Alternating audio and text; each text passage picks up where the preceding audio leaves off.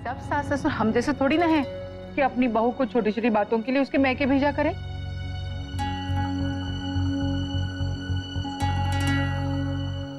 भाई साहब, मुझे लगता है अब हमें मेहंदी की रस्म शुरू कर देनी चाहिए। हाँ हाँ, चलो चलो रस्म शुरू करते हैं। आओ आओ, भाभी माँ को ले आओ। माँ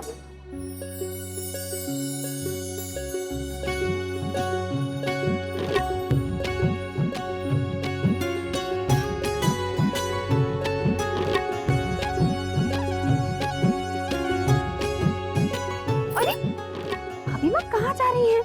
सब लोग आप ही का इंतजार कर रहे हैं। आओ कावेरी।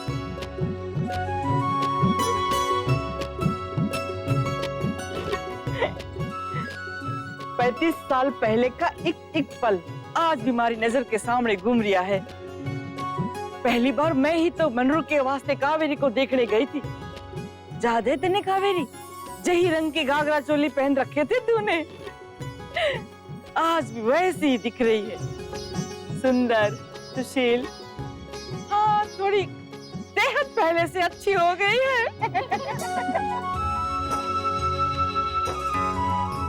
भाभी माँ, आप बहुत प्यारी लग रही हैं। आइए बैठिए, बिराजिए। सच बहुत सुंदर लग रही हैं, किसी की नजर न लगे। हाँ, इस उम्र में भी कावेरी बहन क्या गजब ढा रही हैं। हाँ, इस उम्र में आके लोग ये सब करने से कतराते हैं, घबराते हैं। मानना पड़ेगा कावेरी बहन को, उन्होंने ये साबित कर दिया कि जिंदगी तो किसी भी उम्र में जी जा सकती है।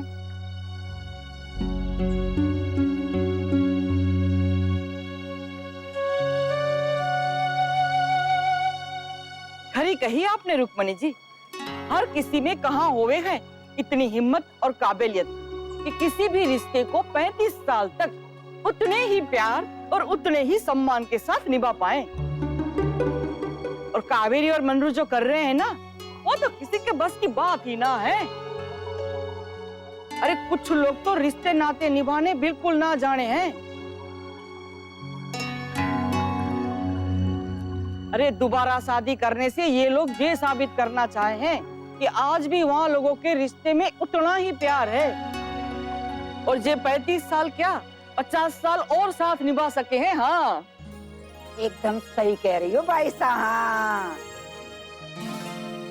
अक्षरा, आपने कहा था ना कि नाच गाना भी होगा, कब होगा नाच गाना? अरे हाँ हाँ, कर रहे हैं गाना बजाना शुरू। ए छोरियो, ढोल बजाओ चलो। अरे एक तो बांग्ला गाना हम भी गाएगा। हाँ हाँ, पहले हमारा राजस्थानी गाना तो सुन लो।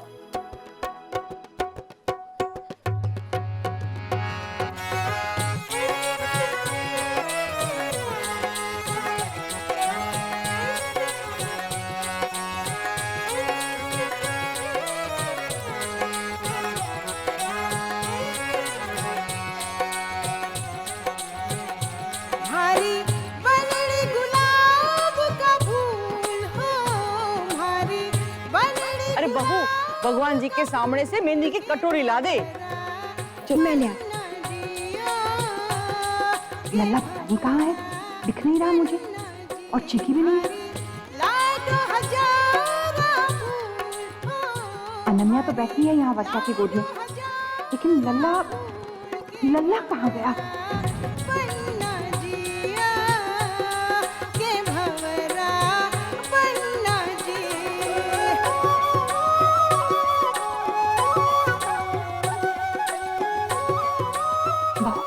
लल्ला कहाँ है? यहीं कहीं होगा माँ। अभी तो गिरजा के पास ही था। हाँ, लेकिन अब नहीं है। तुमने किसी की गोद में दिया क्या? नहीं। और चीकी कहाँ है? वो भी तो दिखाई नहीं दे रही। वो भी यहीं थी, और शायद उसी के पास होगा। हे भगवान, हर पल उस लड़की पर नजर रखने की कोशिश करती हूँ बहू, लेकिन एक पल के लिए मेरा ध्यान क्या बटा, वो उसको लेकर गायब हो गई है। किसी का तो डर था मुझे। किस बात का माँ? बहू, मुझे लगता है वो किसी और इरादे से हमारे घर आई है। मुझे तो ये लगता है कि वो लल्ला को चुरा। नहीं माँ, नहीं, ऐसा नहीं हो सकता। मैं देखती हूँ, मैं हॉल में देखती हूँ।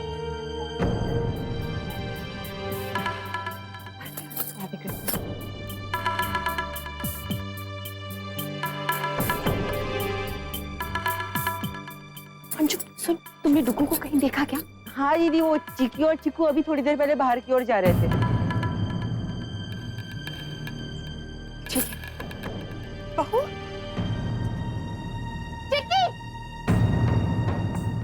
रुक जा वहीं पे। हे भगवान, लता कहाँ ले जा रही थी इसे? किसने भेजा है तुम्हें हमारे घर? बताया था ना मैंने, बहू तुम्हें जितनी भोली और मासूम ये दिखती है उतनी है नहीं। बोल। अक्षरा, छोटू बहुत रो रहा था इसलिए मैं उसे गुब्बारे दिलाने आई थी। चुप कर, झूठ मत बोल। मैं झूठ नहीं बोल रही हूँ, देखो गुब्बारे वाला भी खड़ा है। और मैं पैसे भी लाई थी। किससे चुराए? बोलो, किसके पैसे चुराए? नहीं आंटी, मैं चुराई नहीं है, दद्दा जी ने मुझे दिए। मैंने उस दिन बात किया था ना, उसका इनाम दिया है मुझे। अच्छा, मैंने आपको बहुत ढूंढा लेकिन आप बिजी थी। वो गुब्बारे वाला आया तो अनन्या को गुब्बारे चाहिए थे और छोटू भी बहुत रो रहा था। मैं छोटू को कहीं नहीं ले जा रही थी, मैं झूठ नहीं हूँ। अच्छा, अब रोना बंद करो। बहू, इस बात को यहीं खत्म करते हैं। चिकी सुनो, आज के बाद चाहे कुछ भी हो जाए, लेकिन तुम हमें बताए बिना लल्ला को कहीं नहीं ले जाओगी, समझी? चल।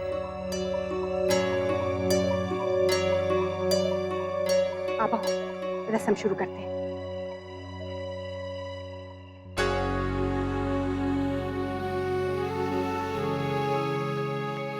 I'm sorry बेटा। कोई बात नहीं अक्षरा, लेकिन आपने ऐसा क्यों सोचा कि मैं छोटू को कहीं लेकर चली जाऊंगी?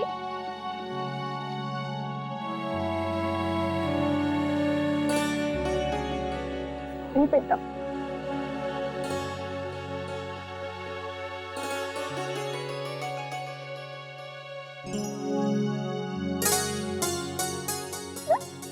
अच्छा चलो, अभी आप जल्दी से चलो, नहीं तो किसी ने आपका मेहंदी का कोन चुरा लिया तो फिर आप मेहंदी कैसे लगाओगे? और फिर मेहंदी लगाने के बाद हमें डांस भी तो करना है। चल।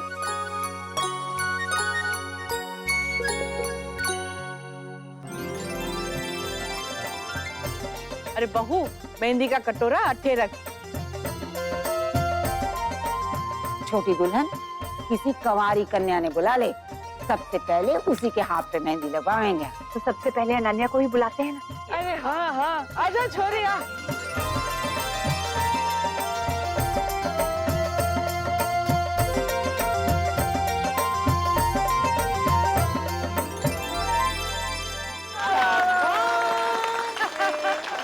भाभी माँ को मेहंदी मैं और दीदी लगाएंगे। छोरियो, तुम दोनों मेहंदी लगाने पे बैठ जाओगी तो नाच गाना कौन करेगा? मेहंदी की रात है, सब सखियों को बुलाया है, दुल्हन के जोड़े में भाभी माँ को सजाया है। देख करके उन्हें आज चांद भी शर्माया है। ठीक है शंकरी ताई, आज तो महफिल ये लोग जमाएंगे।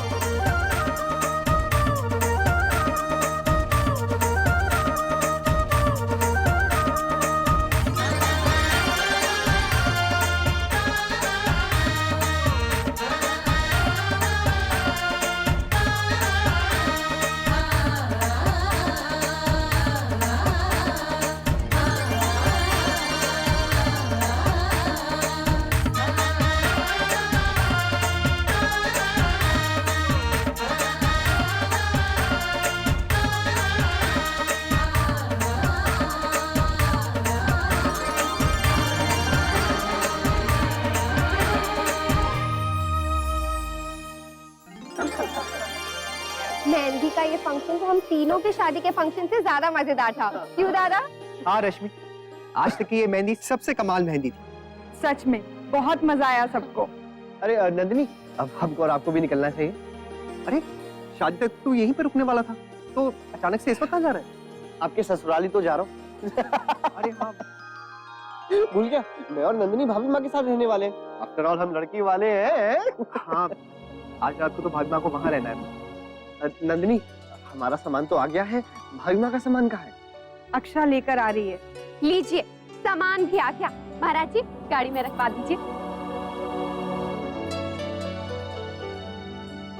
दादाजी आज्ञा दीजिए, कल मिलते हैं हमारे यहाँ।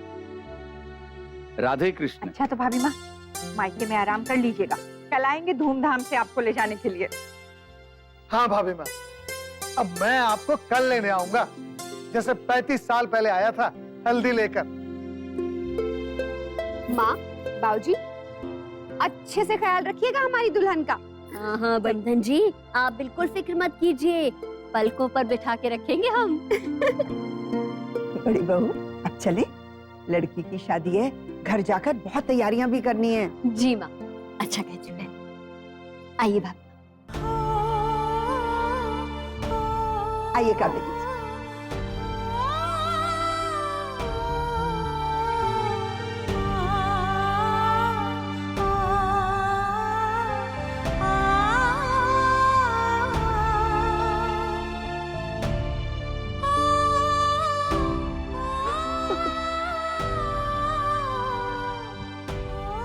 अरे ये हो गया कावेरी? भाभी माँ, क्या हुआ?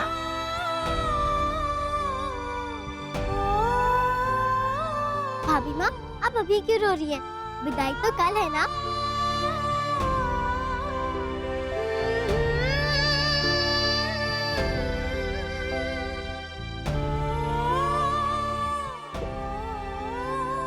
इतने सालों से इस घर में रहते रहते मुझे तो पता ही नहीं चला कि ये मेरा मायका है या ससुराल। लेकिन आज जब यहाँ से जा रही हूँ तो मुझे अपनी विदाई याद आ रही है। तब बाबूजी का घर छोड़ते हुए मुझे जो दुख हुआ था, वही दुख, वही पीड़ा मुझे आज महसूस हो रही है। ऐसे लग रहा है कि यही मेरा मायका है, यही मैं बड़ी हुई थी, यही मुझे सारी खुशियां मिली थी, और आज इसी को।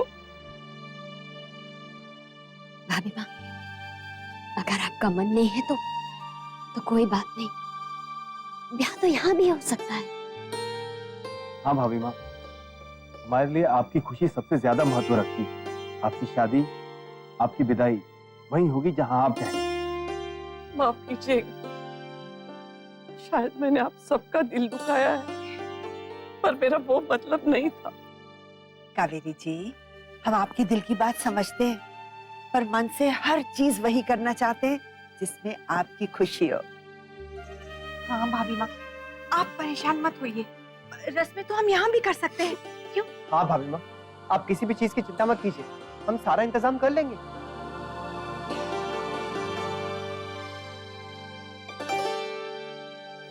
नहीं, ऐसी कोई बात नहीं, मैं चलूंगी।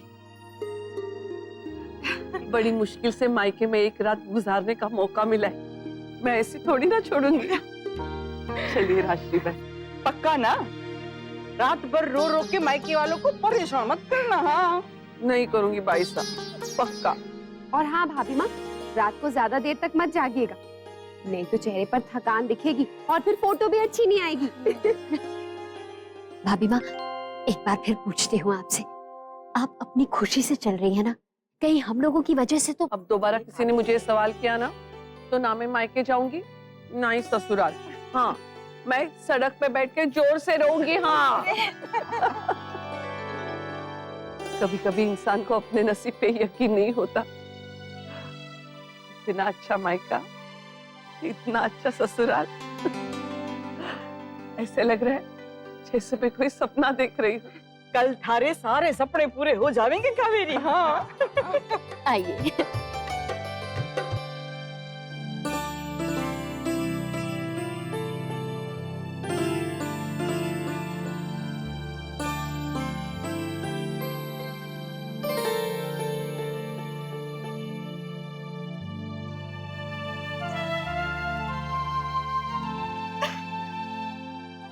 अरे माँ, अरे थारे को क्या हो गया?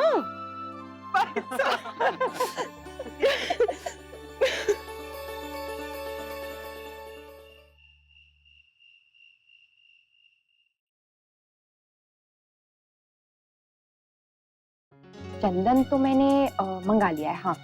और चूड़ियां भी भिजवा दी। अरे हाँ, पार्लर वाली को तो अभी तक फोन ही नहीं किया। कोई बात नहीं, कल सुबह उठ के सबसे पहले उसको फोन करूंगी। और भी तो कुछ करना था मुझे, क्या करना था भूल ही गई।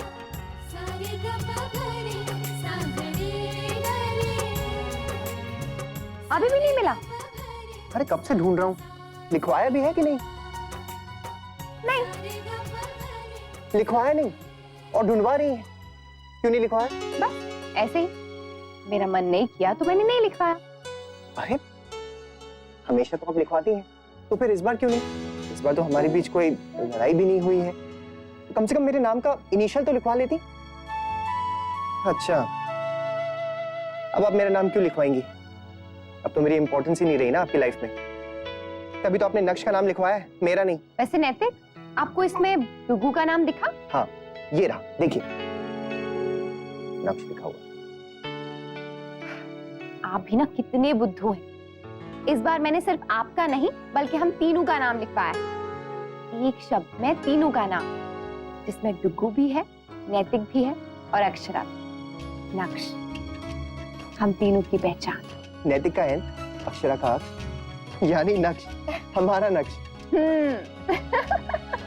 आप इतनी समझदार क्यों हैं? क्योंकि आप इतने बुद्धू हैं, इसलिए।